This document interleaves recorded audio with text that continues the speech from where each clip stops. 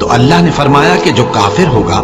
میں اس کو بھی کچھ مدت تک سامان زندگی دوں گا، مگر پھر اس کو عذاب دوزخ کے بھگتنے کے لیے مجبور کر دوں گا، اور وہ بری جگہ ہے۔ اور جب ابراہیم اور اسماعیل بیت اللہ کی بنیادیں اونچی کر رہے تھے تو دعا کیے جاتے تھے کہ اے ہمارے پروردگار، ہم سے یہ خدمت قبول فرما، بے شک تو سننے والا ہے، جاننے والا ہے۔ اے پروردگار، ہم کو اپنا فرما بردار بنائے رکھیو، اور ہماری اولاد میں سے بھی ایک گروہ کو اپنا حکم بردار بنائیو، اور پروردگار ہمیں ہمارے طریق عبادت بتا اور ہمارے حال پر رحم کے ساتھ توجہ فرما، بے شک تو ہی توجہ فرمانے والا ہے، مہربان ہے۔ اے پروردگار،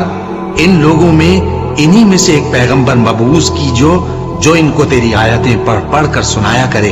اور کتاب اور دانائی سکھایا کرے اور ان کے دلوں کو پاک صاف کیا کرے۔